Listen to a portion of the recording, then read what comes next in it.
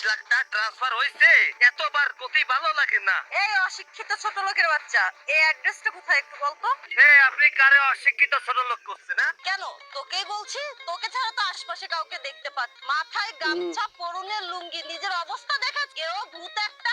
আপনিও আমারে চেনেন না, আমিও আপনারে চিনি না। প্রথম দেখায় আপনি আমারে তুই তুকারি করতেছেন, ছোট লোক অশিক্ষিত করে কথা করছেন। আচ্ছা, আপনি এমন কি যোগ্যতা অর্জন করে ফেলাইছেন যে আমারে তুচ্ছ তাচ্ছিল্য করে কথা করছেন? তুই আমার যোগ্যতা নিয়ে কথা বলছিস? তুই জানিস আমার যোগ্যতা কি? শহরের সব থেকে নামি দামি কোম্পানির ম্যানেজার। আমার স্যালারি কত জানিস? মাসে 50,000 টাকা। তোর 14 পুরুষ কখনো এতগুলো টাকা একসাথে চোখে দেখেছে? তোর সাথে কথা বলাটাই আমার ভুল। শুধু শুধু আমার সময় নষ্ট। আমার ভুল হইছে ম্যাডাম, আমার জন্মের ভুল হয়েছে আপনার সাথে কথা কওয়া। আমি অশিক্ষিত মানুষ, মূর্খ মানুষ।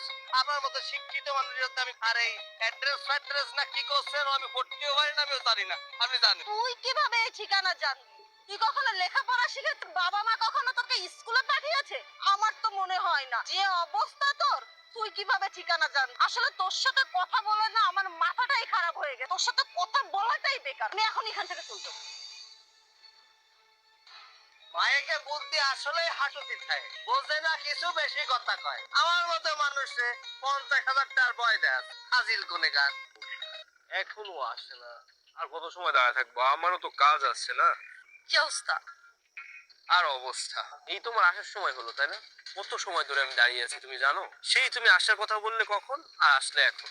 এত সময় কি দাঁড়িয়ে থাকা যায় একা একা? আর বলো না, আসার সময় না একটা গেও ভূতের সাথে দেখা হয়েছিল। কি একটা বিচ্ছিরি অবস্থা। মাথায় গামছা, পরনে লুঙ্গি। আসলে বলো তো, এই যুগে মানুষ কি এগুলা পরে? ওর সাথেই তর্ক করতে করতে আমার লেট হয়ে গেল। আচ্ছা ঠিক আছে, এসব কথা বাদ দাও। তুমি না বলেছিলে তোমার কোম্পানির অবস্থা ভালো না, ঠিক মতন স্যালারি দিচ্ছে না, স্যালারি বাড়াচ্ছেও না। আচ্ছা শোনো, আমি একটা কাজ করেছি, সেটা হলো আমার স্যার খুব ভালো মানুষ, আমার স্যারের সাথে আমি কথা বলেছিলাম। তো আমাদের কোম্পানিতে একটা ভ্যাকেন্সি খালি আছে।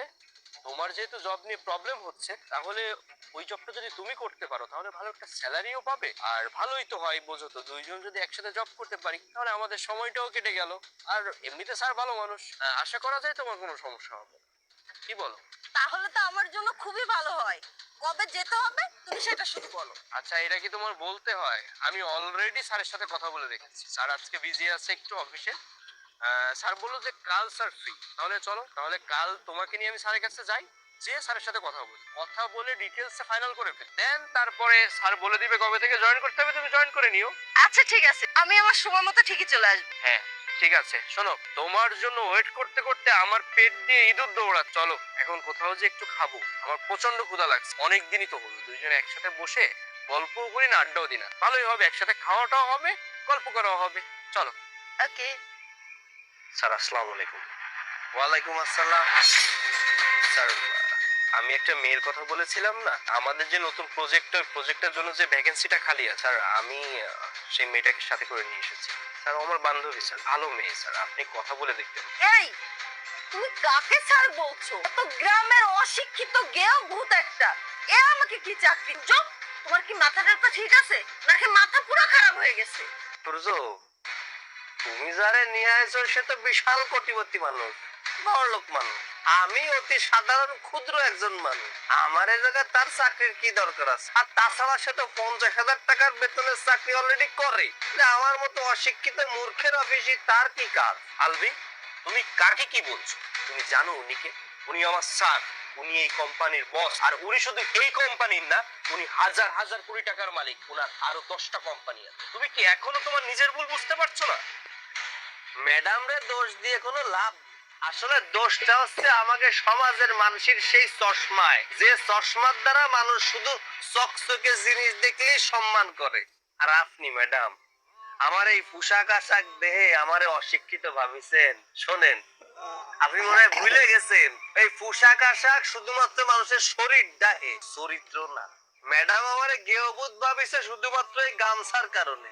এই গামছাটা পরেছিলাম বিদায় আমারে ভাবিছে আমাদের টাকা পয়সা নেই, কিচ্ছু নেই। ম্যাডাম, এই গামছাটা শুধু পরনের কাপড় না, এটা আমার পরিশ্রমের প্রতীক।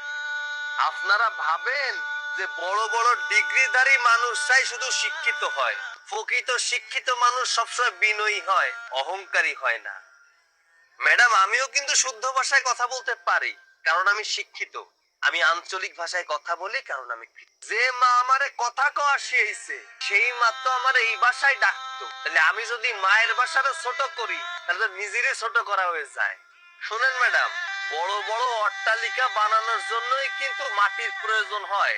আপনি যদি সেই মাটিরেই অবজ্ঞা করা শুরু করেন তাহলে আপনার ভিত কিন্তু নড়বড়ে হয়ে যাবে। নদীর পানি যখন বাড়ে তখন মাছ পিঁপড়ারে খায়, আর নদীর পানি যখন কমে তখন পিঁপড়া মাছকে খায়। তাহলে মোরাল অফ দ্য স্টোরি কি জানেন? সময় সবার একরকম যায় না, কিন্তু মানুষের কথাবার্তা আচরণ সারা জীবন মনে থাকে। স্যার আসলে আমি না বুঝে আপনার সাথে অনেক খারাপ ব্যবহার করে ফেলছি, আপনাকে অনেক অপমান করে ফেলছি। আপনাকে আমি কথা দিচ্ছি আর কখনো মানুষের বাহিরের রূপ দেখে আমি বিচার করব না, সে গরিব নাকি ধনী। স্যার এবারের মতো আমাকে ক্ষমা করে দিন। থাক, আপনার ক্ষমা চাইতে হবে না। আপনার আমি চাকরিটা দিচ্ছি, তবে দয়া করে না। শুধুমাত্র আপনার এটা মনে করে দেওয়ার জন্য আপনি যে চেয়ারে বসবেন সেই চেয়ারের গর্ব যেন আপনার অমানুষ না বানায় দেয়।